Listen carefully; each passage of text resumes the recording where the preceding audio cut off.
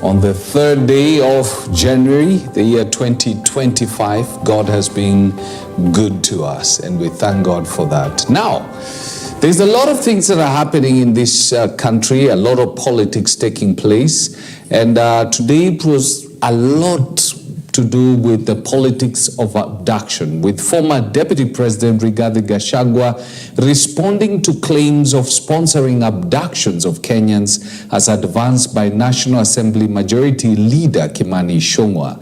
Speaking during the funeral service of the son of former Embu Speaker Lenny Kivuti, Eric Mutugi, Gachagua slammed those accusing him of sponsoring the abduction, stating that the government is finding it hard to contain his sincerity on key issues. Responding to recent accusation linking him to the abduction by Ichung'wah, Gachagua termed the accusation as mere diversionary tactics employed by the state.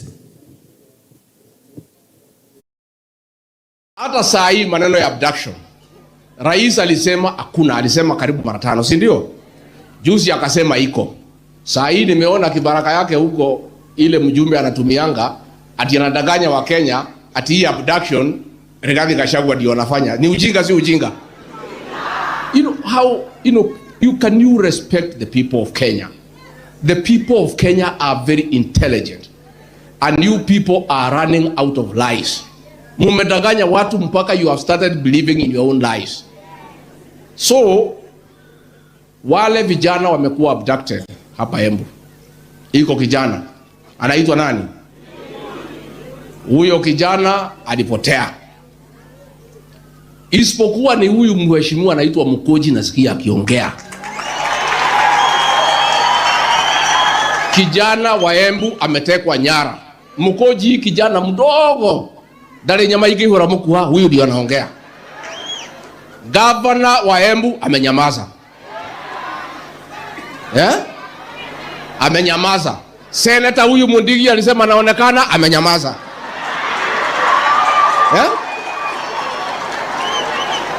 Huyu mbunge wenu Roko amenyamaza. Huyu mtoto wa Embu, tunataka kuuliza rais na serikali, huyu kijana mlete yeye nyumbani, na kama mumeua yeye mtuletee mwili tuzike. Now, early in the day, Majority Leader Kimani Ichung'wah had tore into the former Deputy President, accusing him and Trans Nzoia Governor George Natembeya of being hypocrites who are behind the current and past abductions. Kimani Ichung'wah, while attempts made by Speaker, who is the current public CS. Abducting people, you are an officer wa ngao. Wewe umekuwa ni regional commissioner. Peana habari kwa idara ya DCI, wachunguze wale wanashika watu. Lakini usije kukemea mzee Atuoli hapa, sababu amesema, na ni kweli, huko Nairobi iko kijana amejificha. Wakati DCI amesema ako wanted, akajitokeza sasa akasema nitajipeleka na mawakili kwa DCI. But anajificha ili aseme ameabductiwa. I want to ask you, Governor Natembeya, you were a regional commissioner the other day when hundreds of people were kidnapped, abducted and killed in Kerio Valley, na wakatupwa mili yao hapa River Yala, wewe ukiwa regional commissioner Rift Valley. Kwani siku hiyo haukujua maisha ya wananchi ni maisha? Si tuambiane ukweli jameni? Tuambiane ukweli, tusiambiane. Sababu siasa mnazofanya, Governor Natembeya, ni kuambie leo mchana dhahiri, siasa mnazofanya za kugawa watu kwa misingi ya ukabila, mambo ya uchochezi, hizo siasa zimekoma na hautafaulu nazo. Yule aliyekuwa kiongozi wako wa siasa za ukabila, aliyekuwa naibu wa rais, huyo ndiye mwenye kupanga mambo ya abductions ili awekelee huyu William Ruto. Tunawajua, tunawaona mchana, tutawatangaza mchana hadharani. Meanwhile, attempts by former Speaker, who's the current Public Service CS, Justin Muturi, to read President William Ruto's eulogy was rejected by the mourners.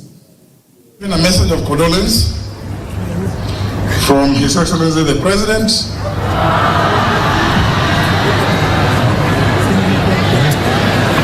Yeah. I have given my message of condolence to Honorable Njiri.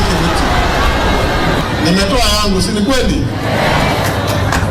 Sasa mimi pale nimefika mwisho ni kusema nimepokea ujumbe. Yeah.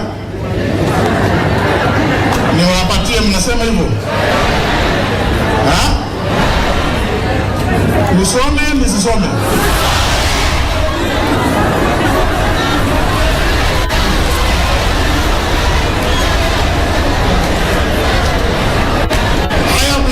I have been advised wisely, you know, as the former speaker.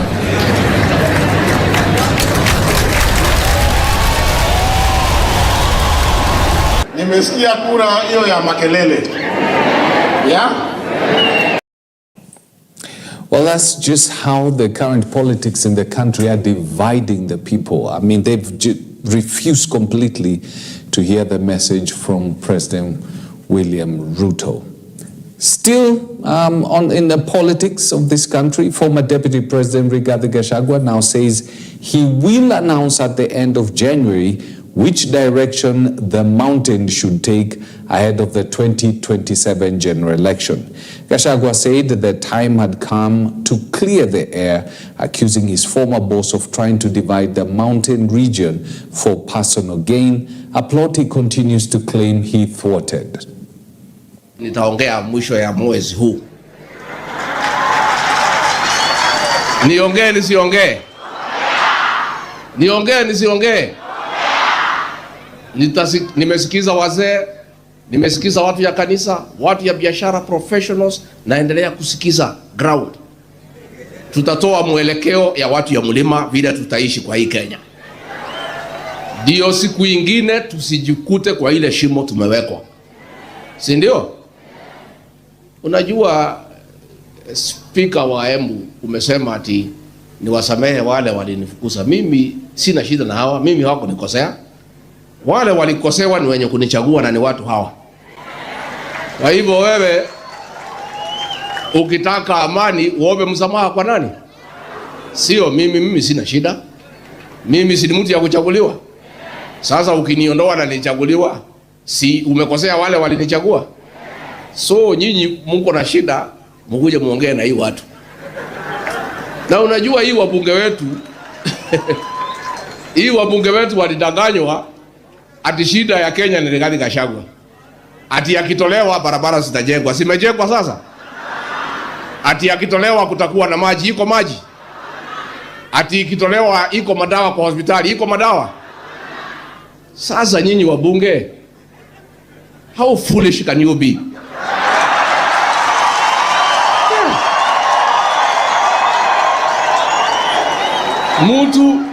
Mtu alidanganya sisi na Biblia. Na mnajua alitudanganya.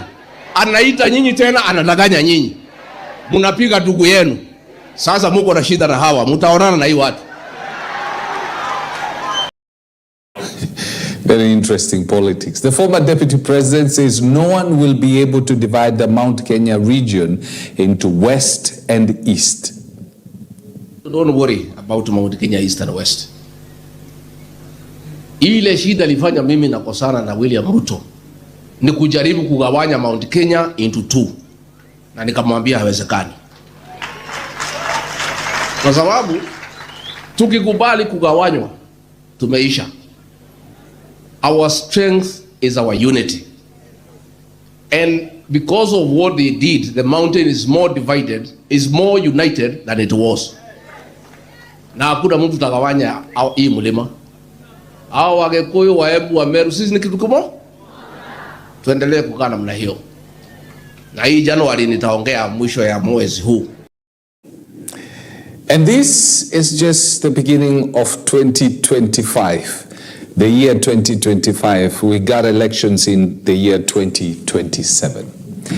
Elsewhere, President William Ruto has reiterated that his government will ensure an end to extrajudicial killings in the country. He says his administration's duty is to provide policies, adding that they have made it clear that any criminality must be investigated. He spoke during the burial of the mother to National Assembly Speaker Moses Wetangula in Bungoma.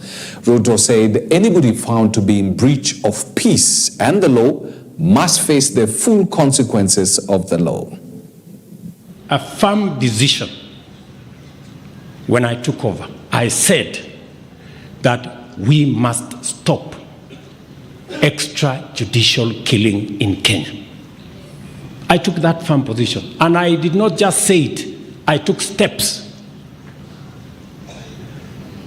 Nikasema the operational budget, the financial independence of the National Police must be removed from the office of the President, ipelekwe kwa Inspector General, so that the police service, being an independent institution, can make independent decisions on investigations, on prosecution, and on maintaining the rule of law. Mine and my administration is to provide policy. And we have made it absolutely clear that any criminality must be investigated, whether undertaken by citizens or criminals or undertaken by the police. It must be investigated, and we must get to the bottom of any criminal activity in Kenya. That is my direction, and I will repeat it again. That will be the way we are going to run the affairs of our nation. And anybody in breach must live with the consequences of the law. And the law must apply not in a selective manner, to keep everybody on the right side of the law. Because the rule of law is what underwrites our democracy. Well, he just threw the police, the Inspector General under the bus right there. Now, in a light moment, the president addressed those who've been calling him Kasongo and Zakayo, saying this will not stop him from achieving his objectives. Watu wengine wako huko kwa mitandao hawataki sana tuseme haya mambo, kwa sababu wanataka kuendelea tu kusema hakuna kazi inaendelea Kenya, hakuna kitu, fitina tu, story, Kasongo, Zakayo, sijui. Hiyo Kasongo ni sawa, ni wimbo mzuri sana ambaye ilikuwa inaendelea, so hiyo Kasongo tuendelee naye. Ile ya Zakayo pia si mbaya, kwa sababu kusanya ushuru ya kupeleka Kenya mbele, hiyo ni sawa. Na kwanza Zakayo ndio aliona Mungu alimtembelea. Sasa wewe uchakuwa Zakayo, utatembelewa na Mungu namna gani? Kuna watu wanakasirika sana ati kwa sababu Wakenya wamefanya kazi kwa pamoja, wanakosa mahali ya kupeleka fitina. Sasa wewe utaki Wakenya wafanye kazi pamoja. Unagawanya watu kwa misingi ya kabila. Unagawanya watu kwa chuki. Unagawanya watu kwa mambo ambayo hayafai. Let us work together. Tushirikiane. Hii taifa la Kenya likifaulu, litafaulu pamoja na sisi zote. Hii taifa la Kenya lisipofaulu, sisi wote tunaathirika. So we must join forces, we must work together, and I must thank all the leaders who have agreed that we work together in the best interest of the Republic of Kenya, so that we can have a greater nation that all of us can belong to. Kasongo, hey. Well, that's a song that has been playing throughout the country.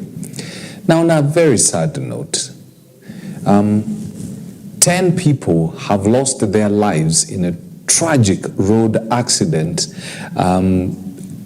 that involved a public service vehicle belonging to Great Rift Circle and a lorry transporting tanks at Chemosit area, Soy, in Uasin Gishu County. According to the Uasin Gishu Police Commander Benjamin Mwanthi, the ill-fated shuttle was carrying 15 passengers headed for Nairobi after the Christmas holiday and only 5 people survived, including 4 children. The driver of the lorry escaped after the accident, and police have launched a manhunt as survivors continue to receive treatment at the Moi Teaching and Referral Hospital. Leo mwendo wa saa 3:10 tumekuwa na accident along Eldoret Kitale Road, mahali inaitwa Chemosit, a few kilometers kabla hujafika Soi Town. Ili involve kanda, Isuzu, FTR na matatu ambayo ni ya one of the local circles hapa Uasin Gishu. Matatu ilikuwa inatoka upande ya Kitale ikiwa na abiria 15, including the driver. Kanda nayo ilikuwa inatoka upande ya Eldoret ikielekea Kitale ikiwa na abiria 2, the driver na roda. So wakati walifika kwa scene of accident, the location, hii kanda ili lose control na ikaenda upande ya oncoming vehicles, ikakutana na hiyo matatu, ikagonga matatu, na baada ya kuigonga ikausukuma kwa enji ya barabara, alafu ikapinduka ikailalia.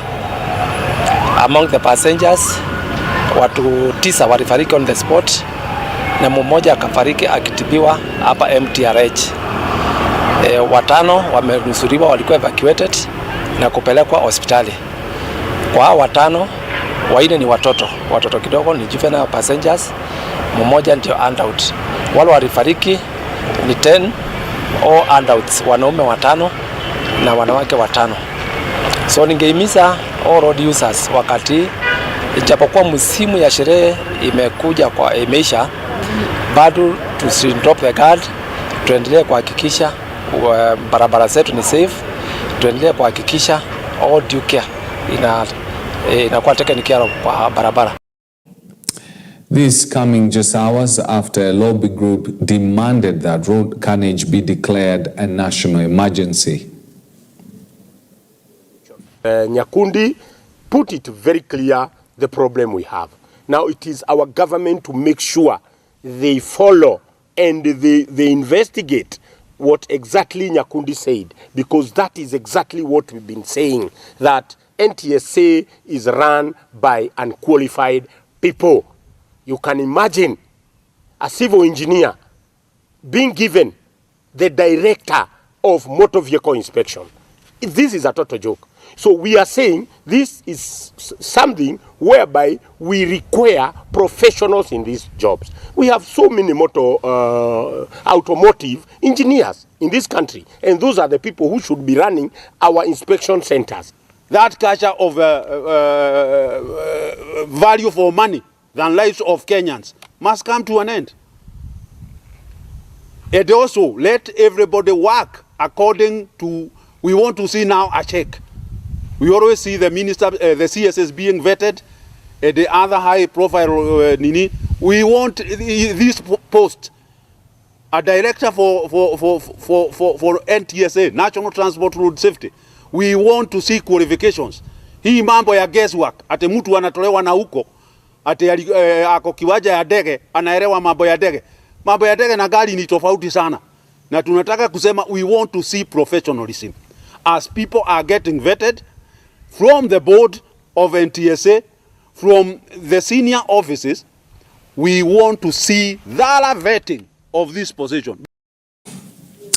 It's something that needs to be worked on, I must say. When 10 people lose their lives, those are people.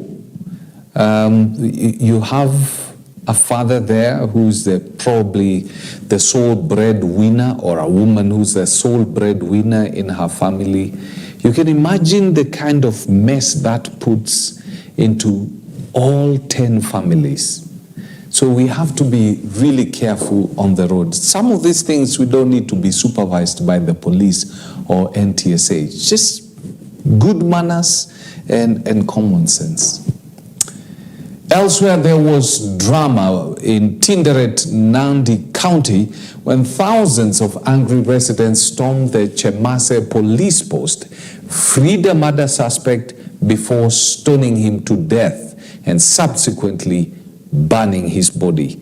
The suspect, identified as Victor Kimutai, who was around 30 years old, was being held in connection with the brutal murder of a 38-year-old man whose body was found dismembered. Burning of the police station, according to the Tinderet Police Commander Johnson Muriga, the suspect confessed to having committed the crime and even escorted investigating officers to where he had reportedly hidden the victim's head and other body parts. The incident is said to have angered over 3,000 area residents, prompting them to storm the police station, demanding the release of the suspect into their custody. When the officers declined to heed to their demands, they reportedly went on a rampage and burned down a police vehicle before overpowering police officers and making their way into the cells where they accosted the murder suspect.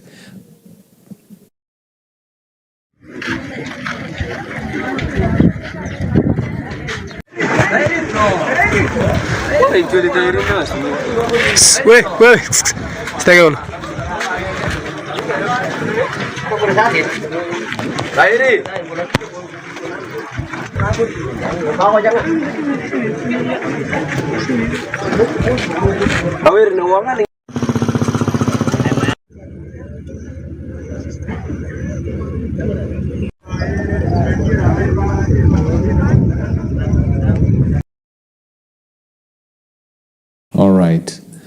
Well, that's really unfortunate. Mob injustice cannot bring back justice. And I guess it has everything to do with people losing confidence in the justice system. They believe that this man will not be punished according to the law, and probably after a while they'll see him back in the streets. It's very unfortunate. Elsewhere, the Coast Parliamentary Group wants the Ministry of Tourism and Wildlife to expedite the creation of a grazing corridor in Yakaliche Village, Garsen constituency to resolve the raging human-wildlife conflict. The legislators marched to the Coast Region Kenya Wildlife Services offices in Mombasa to present a protest letter following the murder of an elder who's called Isaac Jasodelo on the 30th of December in the village by a KWS personnel. The legislators said, according to eyewitness reports, the elder was killed in his homestead in front of his family members and not in the Tsavo East National Park as reported by the KWS. The legislators noted that the lack of corridors to allow herders to take their livestock for pasture and water in the park has exasperated the conflict as herders endure harassment and confiscation of their livestock by KWS. They further urged the Directorate of Criminal Investigation to hasten the investigation for the culprit to be charged with murder. They also want KWS to compensate the deceased family. Lakini mbali na hivyo, tukumbuke kwamba aliyeuawa hakuwa katika mbuga ya wanyama, alikuwa kwake. Na ndio hivyo ikawa imetuhuzunisha sana mpaka tukaweza kufika hapa kwa mambo mawili. Kwanza, DCI, sijui kwa nini na vitengo vya usalama, polisi wamechukua karibu wiki moja na aliyemuua mzee Jaso anajulikana, statement zimeandikwa na mpaka sasa hajashikwa na kupelekwa kotini. Pili, Director General naye kwa nini aachilia askari wake kuua watu? Tukikumbuka kwamba tu ni mwezi uliopita pia kuna mwingine aliuawa kule maeneo ya Kwale. Hati akasimamishwa, lakini kusimamishwa kazi si suluhisho. Sawia ni kwamba mtu akitenda kitendo kama hiki na yeye aweze kutendewa kitendo ambacho kitafanya wengine wasiweze kuregelea mambo kama haya. Kwa hivyo sisi kama wabunge wa Pwani tumeweza kutoa hayo makataa na memorandum kwa KWS na tumesema baada ya siku 7 tena tukiona kwamba hakuna hatua zozote ambazo zimechukuliwa na vitengo vya usalama, DCI, polisi na wengineo, na pia Director General naye hajachukua hatua zozote, basi sisi kama Wapwani tutaweza kuchukua hatua ya pili ambayo huenda isipendeze sana, lakini sisi tunataka wanyama wetu, tunataka askari wetu wa KWS waweze kutulinda, lakini ifikapo kwamba sasa ndipo wanaua watu, kule kuwanyanyasa tayari ni hatia. Maofisa pia wa DCI kwa hatua ilichukuliwa, tunaambiwa bunduki zote 23 iko Nairobi, DC headquarters. Lakini yule mtu ambaye kwamba ameua lazima apelekwe kotini, kwa sababu wiki moja ni muda mrefu sana. Familia wanalilia haki. Saa hiyo wale watoto wake mabaki mayatima. Kusema kwamba mimi nachochea, wacha ile uwakilishi wangu ikuwe ni uchochezi. Kwa sababu Director General, sisi rais amekuja kutoa amri pale pale Kone, sehemu mzee ameuawa. Mahali rais ametoa amri ni 15 kilometers kutoka hiyo mahali mzee ameuawa. Rais akatoa amri akawaambia KWS watekeleze mambo ya corridor na kadhalika. Hawajasikia Director General mpaka nikapeleka statement mbele ya kamati ya bunge. Nilipopeleka akasema ndani ya wiki mbili waziri, Director General na kamati ya bunge ya wildlife watatembelea hiyo sehemu. Fahamu kuwa tutapata suluhisho kwa mambo hayo. Kama KWS under the leadership ya Professor Erastus Kanga, who is our leader, and the management of KWS, we are sure this matter is going to be resolved as fast as possible. We have a dedicated strategic plan that addresses this kind of issues, and I am sure we are going to work with you leaders as you have come today in focusing on building resilient ecosystems, and that is what KWS wants today. We are going to ensure that we address this matter amicably, steadfastly, professionally, by being innovative and working with you so that we achieve the final step that communities want in the ground. Communities wanataka amani. All right, let's hope that they will be able to sort out their issues so that we don't have a loss of life. Well, with that, we got to bring the curtains down on the show. Let's hook up tomorrow.